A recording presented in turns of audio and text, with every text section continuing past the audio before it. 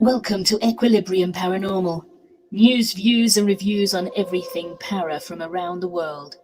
Find us on Facebook, TikTok, YouTube, and Instagram. Equilibrium Paranormal. Stay spooky.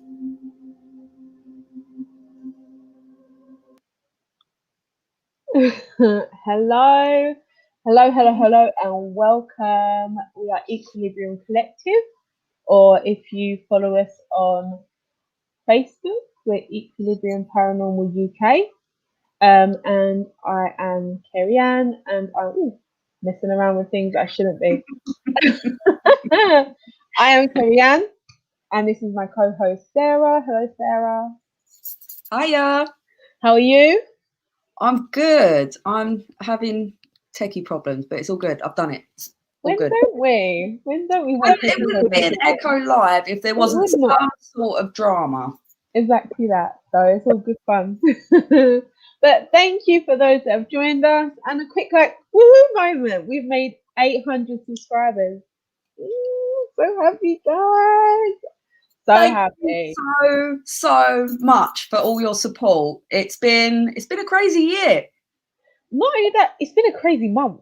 Is what it's been, a crazy month. When we had our feature, and from there it's kind of really taken off the ground. But we've been at this now for a year, and we've added to our team, and we've grown our network, and yeah, it's been a good year. And now we're here. We're a fantastic little team and some amazing people that support what we do. So thank you.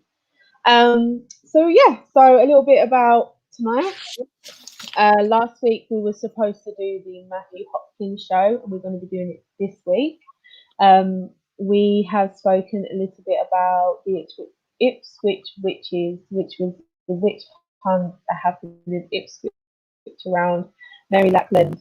And if you haven't watched that, then please do. It's really interesting. It was one of the cases that really stood out to us because there was because she was the first and only witch to be trialed and burnt at the stake.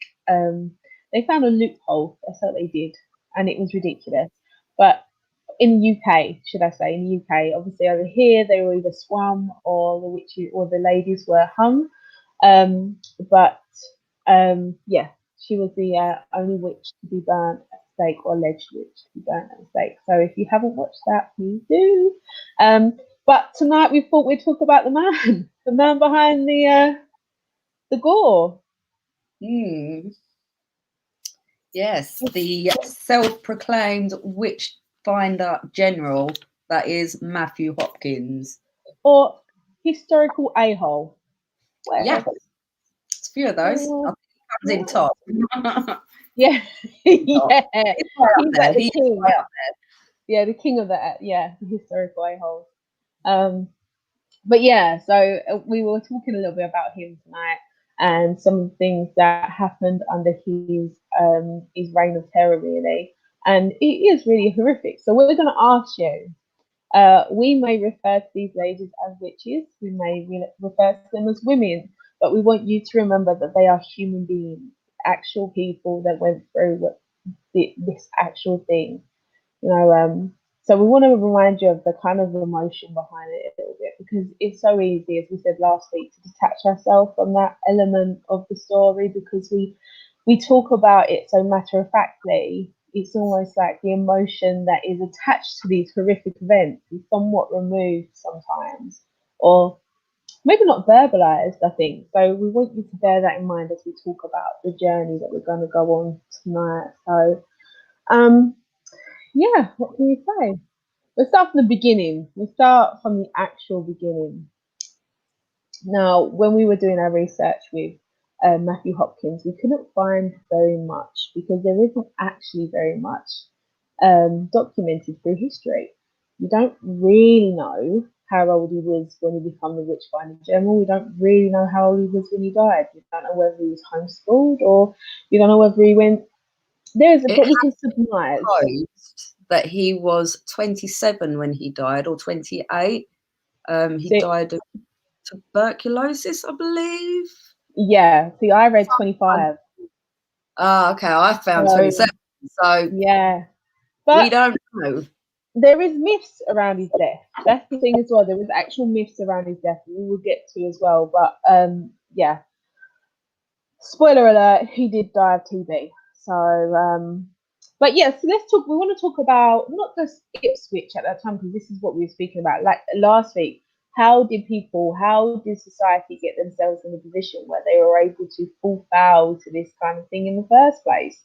And it was so multifaceted. There was so much social, economical disasters, and there was like you know, in religion, in the royal family, and everything was falling apart. So it's important for us to look at the very beginning to find out how we got at the very end.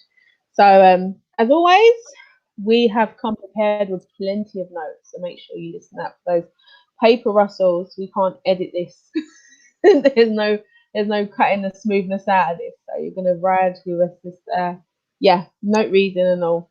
So at the time he was born was in the 1600s, and this is at a time where there was clerks, lawyers, wigmen, blacksmiths, gunsmiths.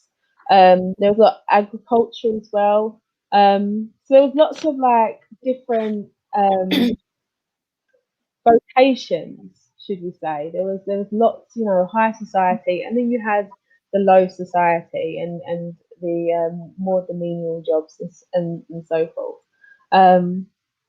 At the time in the 17th century, there was a lot of famine. There had been a 30-year war going on at the time. There was famine, there was sickness, there was a fear, you know. So society had kind of been broken down a little bit due to the breakdown in Parliament. The king had moved away from being run underneath Parliament as well. So you had the royalists and the parliamentarists. So you had this going on as well at the same time.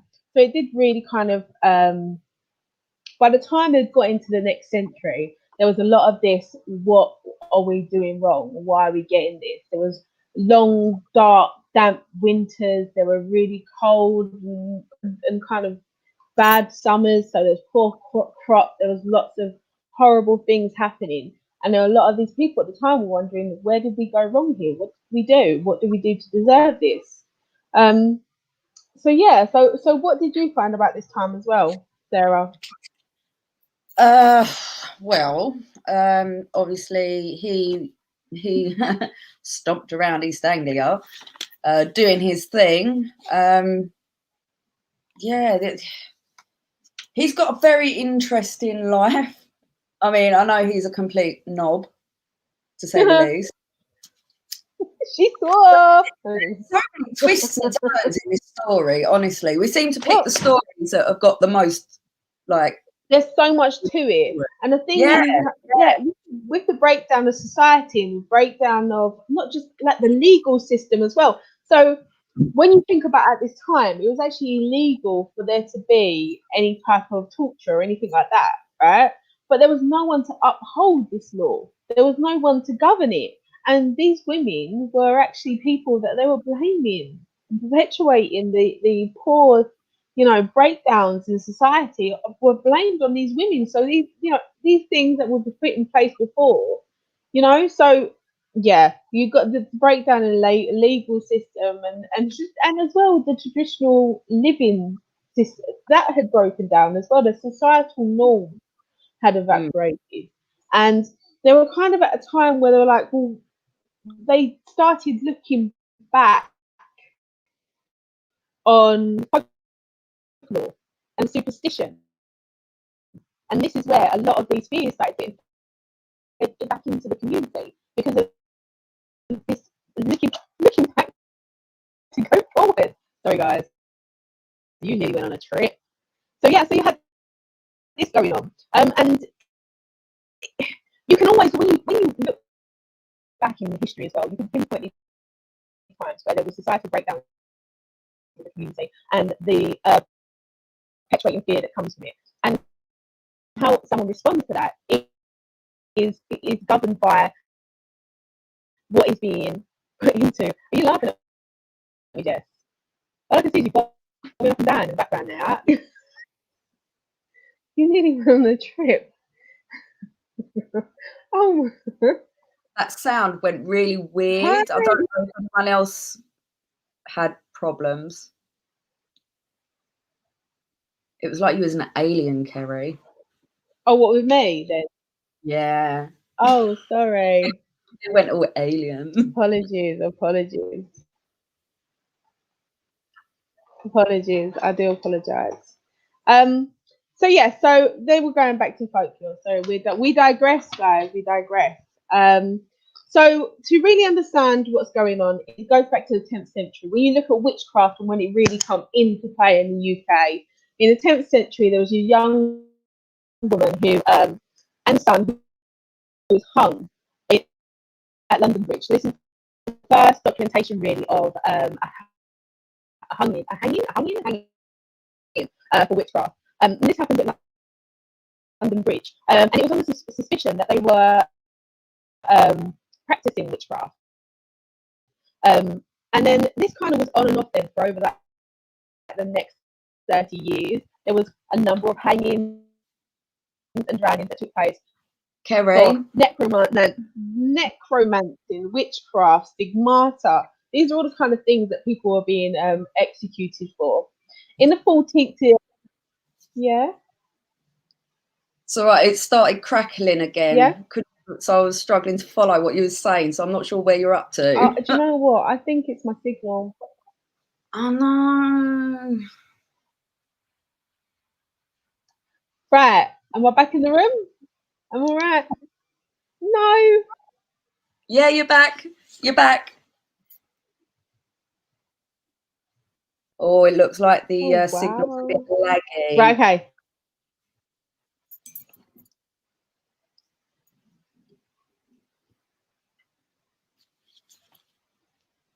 All right, are we okay?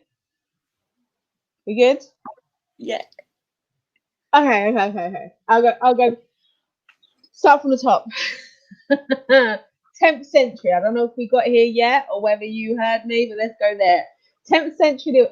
During the 10th century, there was an unnamed woman and her son. They were both hung at London Bridge, and this is the first documentation really in UK that were known hanging for witchcraft. This then went on for over the next 30 years, and this was for things like necromancy, witchcraft, stigmata. These are the kind of things that in Britain you would have been hung for. In the 14th to 11th century, it saw an increase, and this evolved because there was a new category of law that came into it, and this law was of use of demonic sorcery. 1542 is when the Witchcraft Act come in, and it became a felony to practice witchcraft, which would be then punished by death. And I read up what the Witchcraft Act was, and it says for the use of witchcraft, use, device, or practice or exercise any vocations or conjurations, rites, witchcraft, enchantment, or sorcery with the intent to find money or treasure, or to waste, consume, or destroy any person, or to provoke any person to unlawfully love or for any other intent or purpose. They wanted to make sure they covered every single mark with that. They didn't leave much left. They didn't leave much wiggle room there, did they? It's a bit harsh. So yeah. So all right. Fun at 1565, Second Witchcraft Act come in, and this act was against enchantments or witchcraft. But instead it said that these people would have to be put to death. Anyone who used, practiced witchcraft, enchantment, charm, or sorcery, whereby any person is either harmed, killed, or destroyed. So the problem they had, though, was that law stated that you couldn't use torture in any way, shape, or form when it comes to this. They said that you had to be seen to do it, so they had to have complete, unquestionable doubt that you were a witch, and that would mean that they would have to see you cast or work magic, or get a confession, which they couldn't do because they couldn't do any kind of torture treatment. Legally. And the thing was, the law was quite lenient back then in the fact that if you were found guilty, the only time that you would ever be put to death is if they found that a third party had been killed or harmed. So usually you would have got a year's punishment for just with this suspicion. Well, no, for them like to say, yeah, she did witchcraft, you know. And this seemed to be okay, but then the law changed and it got really kind of ramped up. And this is when they brought in the law that if you were to be found to have a teat on your person, then this would obviously be where you would feed your familiar blood in exchange of evil powers. So this happened. So it's important for us to remember that because it is pivotal to the Witchfinder's general march of destruction and death. But there's something else that happened at the time. So in Europe in 1590, the king himself went on a voyage across the sea to Copenhagen. And whilst he was there, he was going to marry Princess Anne of Denmark.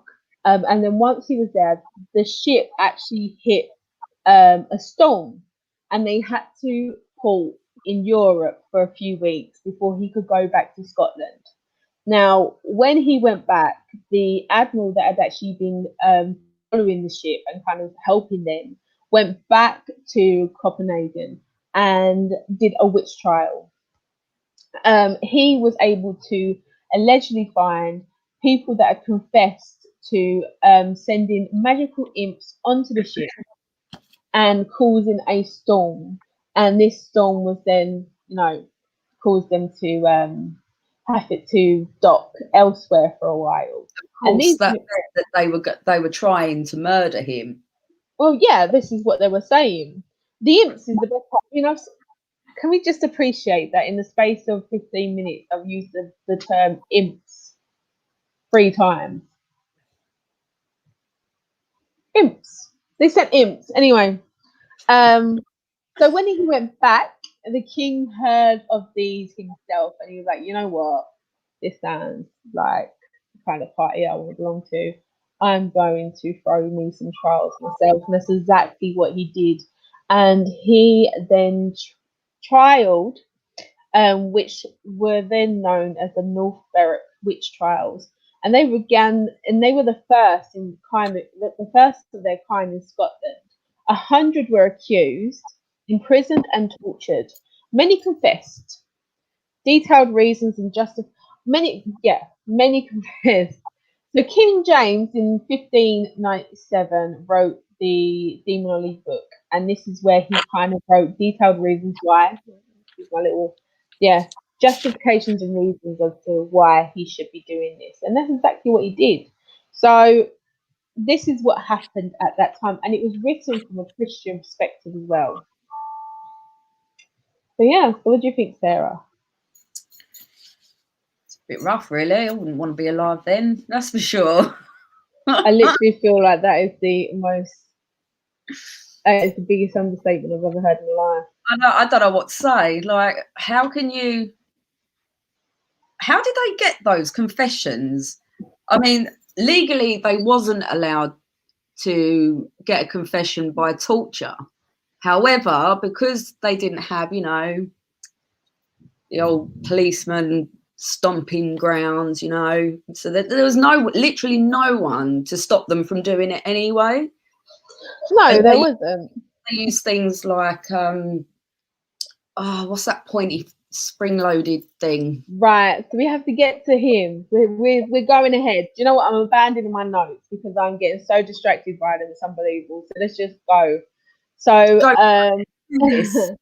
right. So when we talk about Matthew Hopkins, it's important to understand from his perspective, he comes from a Puritan background.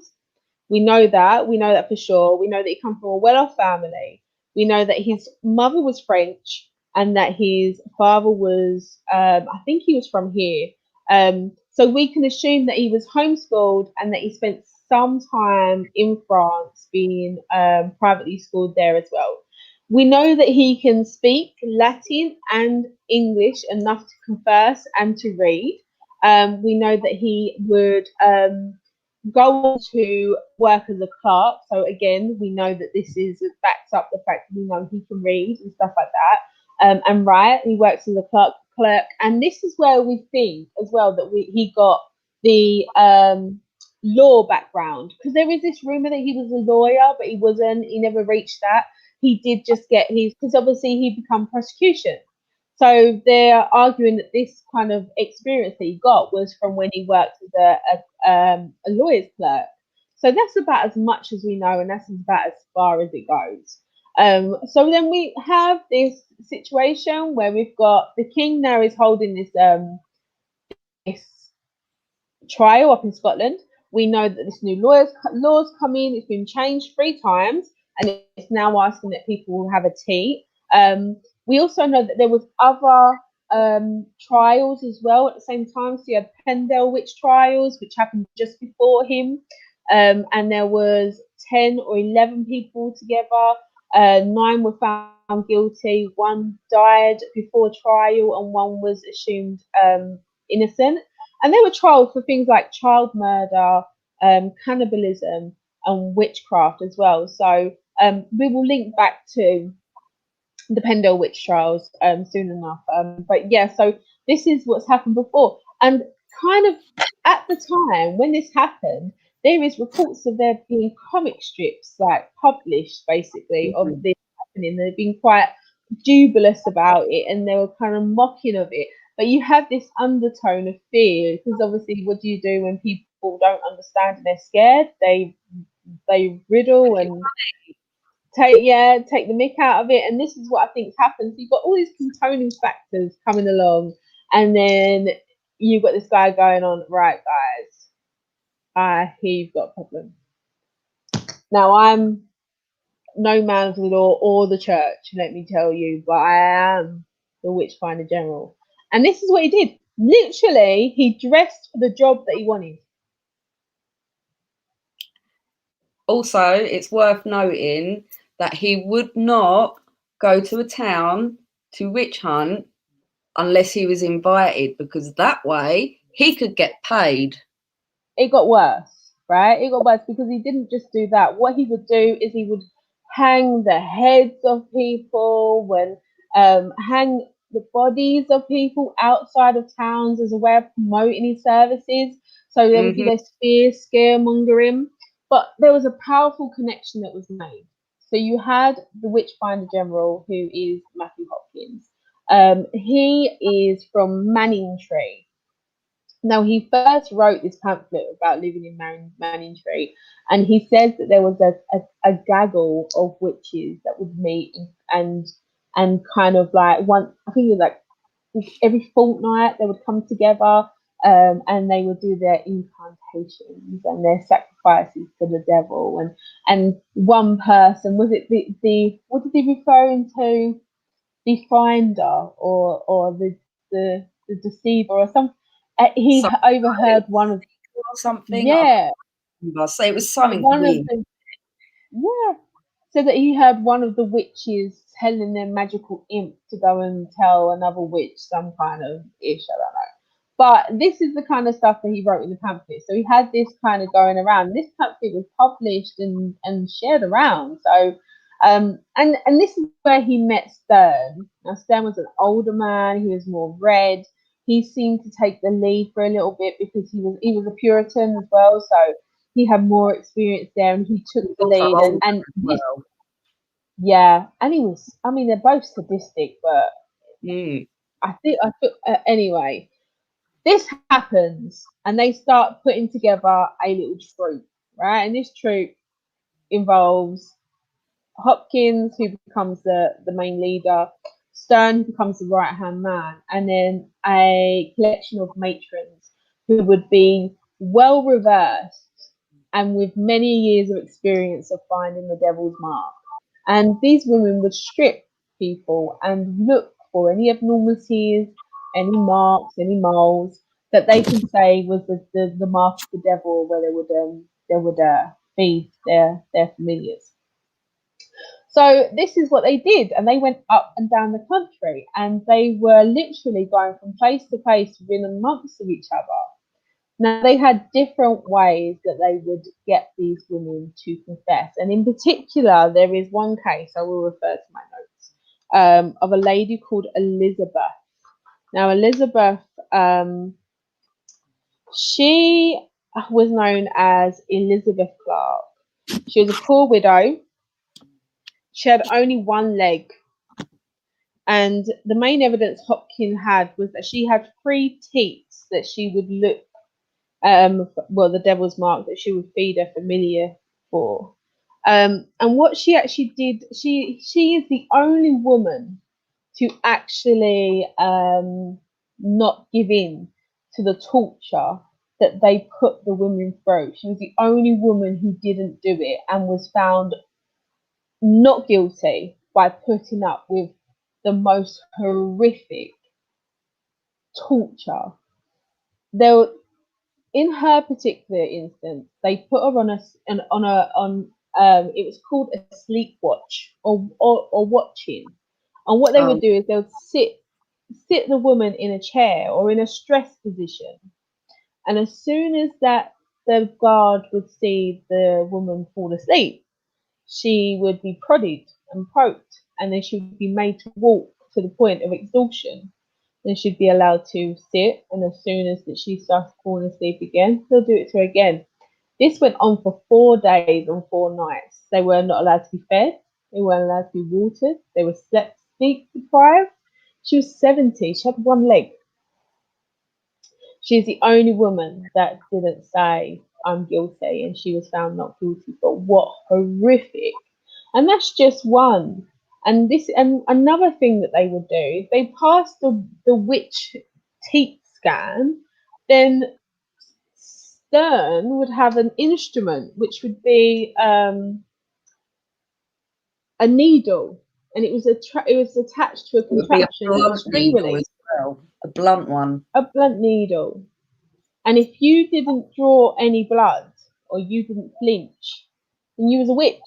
And he would use a blunt needle. It's just, And if that weren't bad enough, and you was ostracized from your community, your very tight-knit community that you probably lived in all your life with just your family and your friends and not knowing anything else, you would beg to be swum just to prove that you weren't a witch. That in itself is just, that's mental torture. Can you imagine all the people in your community that you once maybe worked alongside or helped raise children or worked the fields or whatever, done a bit of shopping? Suddenly they all turn their backs to you, or they're sneering at you. And it's always, can you imagine the mental torture of that in itself? And there are always women that are, or men or children, but 99% of the time, women that were on their own. There was one man, I think. Two men there was as well. Which was his undoing. We will talk about the man, one of the men in a minute, but it was his undoing. But yeah, so these were older women that lived by themselves, that probably didn't really have many family, definitely did not have a husband.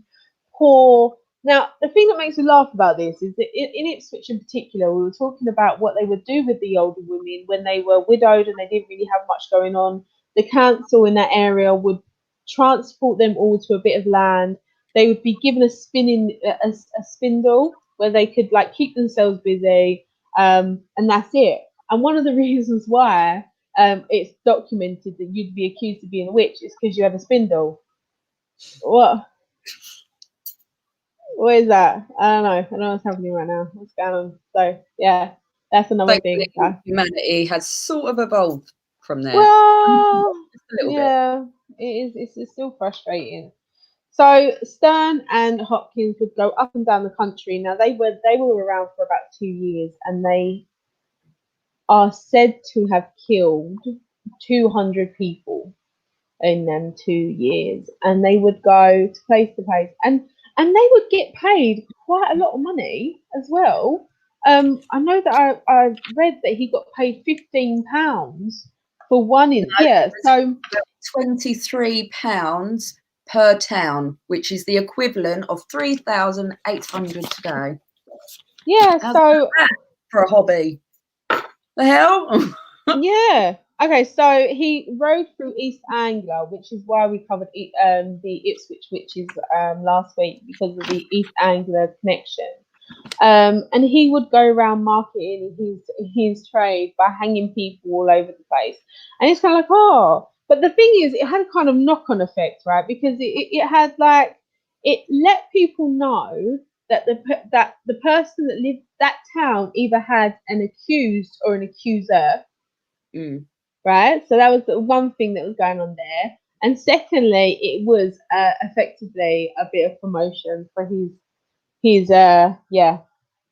trade. In 1646, he was in Norfolk. That was in July. There was 20 witch trials. In September, Yarmouth, and he would also be then required to go back again. He was called there to go there again.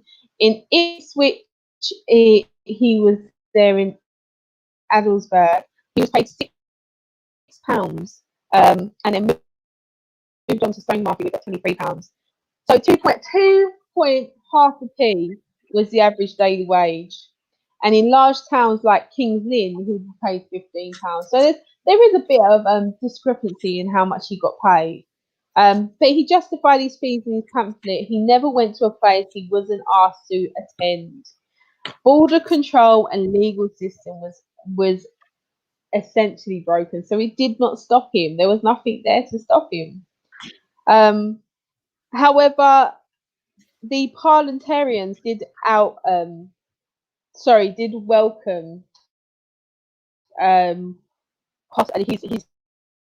form of justice.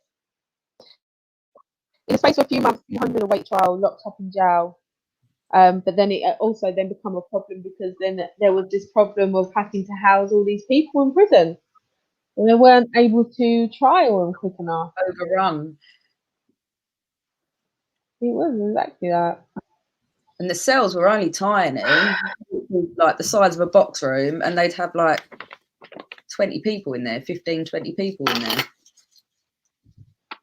And I think the most horrific trial, all of the trials are horrific, but in particular the Barry St Edmunds trial in 1645, where they had 120 people locked up in 2 small barns. But so let's talk about his undoing.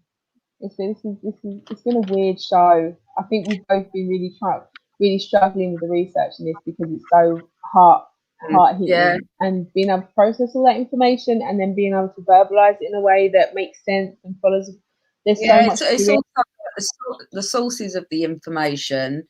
Like one will say one thing and then another would say something else. So it's really hard to work out what's right, what's not, and sort of give that information to our viewers. So we tried our best. It's very, very, But let's talk about his like what moment, shall we? Let's get to the good stuff. Before we do that, I've done a bit of research to find out about my local county, Kent. It said that there was more than 20 executions just in Kent. Eleanor Cobham was the second wife of Duke Humphrey, Lord Warden of Dover Castle. Now, Henry VIII became suspicious of Duke Humphrey. He was second in line to the throne, I believe, and he became suspicious because he found out that she had been to see an astrologer. This astrologer had said that the king would suffer a life-threatening illness. Now, obviously, this didn't go down well at all with the king. And, he was gunning for her. She and her friends, including Mary, I can't say this word, Jourdain, I believe. Let's go with that. Does that sound right? Yeah, no. Anyway, they were accused of treason because of this prediction via the astrologer. Oh, and this is what in your area? Yeah, in Kent. Eleanor denied all charges, but admitted asking Mary for fertility potions. One lady died during torture, that thing that they're not allowed to do by law. But she died at the Tower of London during her torture for them trying to get a confession. Another was hung, drawn, and quartered. Mary was burnt at Smithfield. Eleanor was declared a witch at Leeds Castle. But because she was the wife of the Duke, she escaped death. So her position meant that she wasn't actually executed. What happened with her, she was made to walk the streets of London holding a burning taper. I'm not sure what that is. I didn't get that far. But this sort of punishment was usually reserved for prostitutes. She was then forced to divorce her husband and then spent the rest of her life in prison. What a miserable rest of her life. Just so cruel, so cruel. All because of hearsay. Didn't even get a confession. But because the other woman admitted it, obviously that was a reason to punish her. And the thing is, as well, when you look at the way they got the confessions, they were horrific. Yeah. Wartime kind of Swimming. torture. Swimming. Yeah, they would literally tie one person to have one side of the rope. You'd be in the middle of the rope, another person the other side of the water, and they would just dunk you in and out, in and out, in and out. And then if you sunk, then what? You die a noble death. And there was women that begged for this. They begged for that as a way of being able to get away.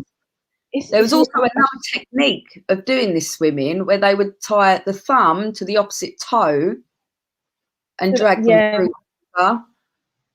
Can you imagine? Can you imagine trying to put your head up while you're being pulled through water? That's horrible, nasty,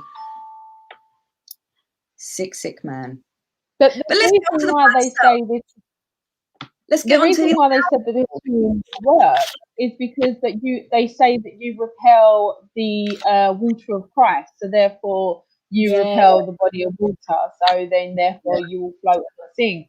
And if you reject your baptism, then that's what's going to happen, and that's what they say. But the undoing, that's a very sad story, not for Matthew Hopkins, because he needed to be taken out. And I've got to say, the Puritans at this point were saying there's something wrong with Matthew Hopkins, and the legal system as well was starting to take a good look at what he was doing, because there were people that were dying or becoming extremely this wasn't enforced by law, this wasn't enforced by law. He was just doing this stuff. Although he did claim in his pamphlet that he was commissioned by a parliament. Yeah, well, I don't know, because it got to a point where they were like, this is not okay. But the reason why, so there was an alleged male witch, his name's Reverend John Lowe, he was 80 years old, he was a minister. It was an unusual trial because they humiliated him. They humiliated this man. First off, it was an unusual trial because it was a reverend, so someone with good social standing in the community. And he was made. The reason why they felt that he was a witch is because they found a teeth. Everyone's like 8-year-old man. He wasn't going to have little weird knobs. Maybe that's the wrong word to use. I'd go with it. Delete that comment. Weird marks and scratches and skin tags. I don't know, whatever. Long day. Anyway, so he wouldn't have had that at that age. But what he done was they took him to Framingham Castle, and they basically put him to trial, and they actually killed him in the body of water. And I say killed him because that's what they did. They did it in front of the public, and this did not go unnoticed. There was another minister who come forward, and he was like, "This is not okay. This I know this person. I know this man. I know he is a man of God. I know that he is not into witchcraft, and there is something seriously wrong with what's happening to these people." And he found he was able to overturn and found him not guilty. It was contested by law, and they were able to find him not guilty, but they just publicly humiliated and then killed him in front of the community that he served for years, no doubt, for years. So obviously this didn't go down too well, and it got to a point where he knew he had to make a run for it. We don't actually know where Matthew Hopkins went after this time. There is this alleged thing that they reckon that he was hung for witchcraft himself, because there's this Puritan way of thinking that if you acknowledge the act of witchcraft, you are a witch yourself. So in the by just the sheer action of just the belief. So just by so if you believed in that, if you believe that someone could be a witch, then you are a witch. And if you are trialing people for witchcraft, then you should be trialed for witchcraft. And that's the Puritans' way of thinking. And he's Puritan. So what happened was there was this big kind of like myth coming around that he'd actually been trialed himself and hung, but that's not the case. He died of TB, and he died between the age of 25 and 27, and not much really is known about him. Is there really? Karma got him though, didn't it? I know that. Well, I just don't know. I don't know how someone could put so much evil into the world. It's just so wrong. And there's no real justice for these women, really. Like, is there? There's no justice for these women that died, and the way they died, the horrific ways that they died. There's no kind of like, even in the way that we talk about them today, there's no remorse. I'm not saying we should feel remorse for the acts that's been caused because we caused them, or no, but I feel like the remorse for them that they went through that just simply because of who they were. But not only just them, like their families, the people that were left behind, who would inevitably be treated completely different by the community. And all those lives that had to conform. All those people that had to pretend they were something they weren't, or something they was, because they didn't want to be literally tortured to death. No.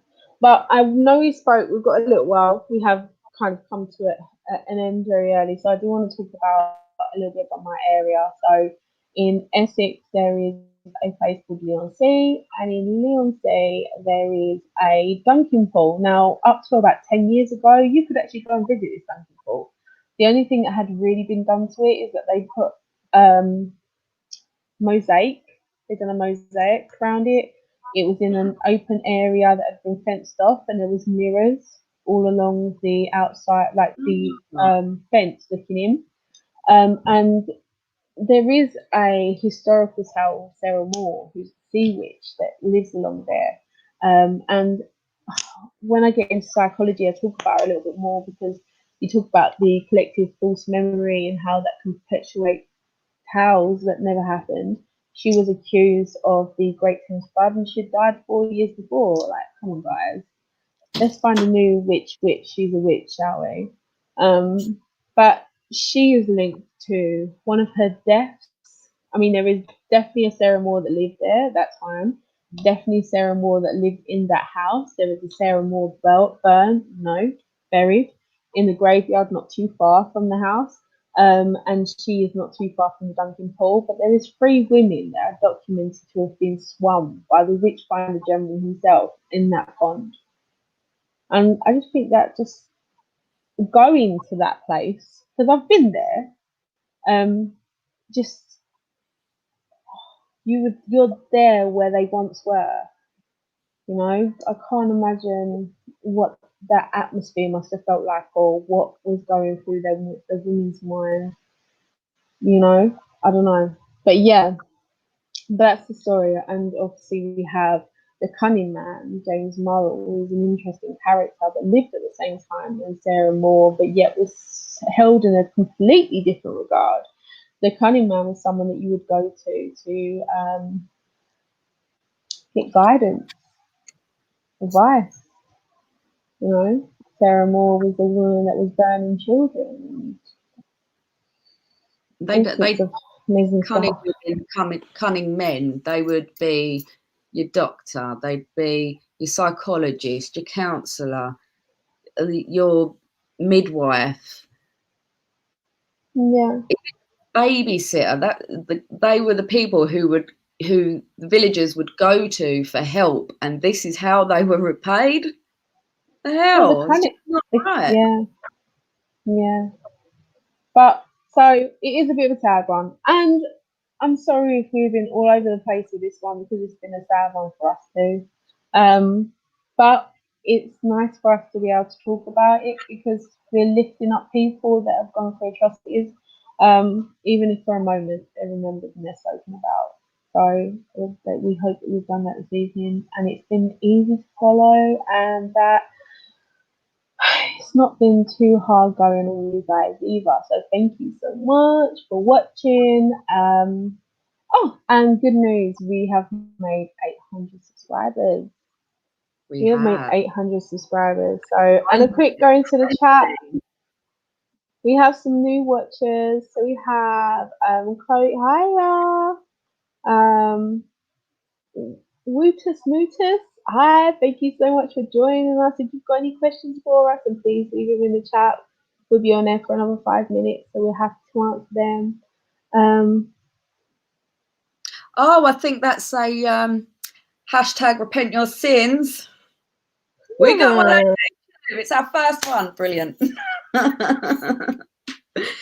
Jess knows what I'm talking about. I think, and that's our quick block user there. Okay. we got psycho. Brilliant. Oh no. More good news. As a lot of you know, I run Fables. I finally got my website finished. I will put it in the chat. I think we made a banner as well, so I'll chuck that up. So yeah, go and have a look. And yeah, I'd love it. I just love that comment. That comment right at the end, as if to illustrate our point. I blame Jess, she attracts them. As if to illustrate our point. In the name of God, they rebuke us. Like, what?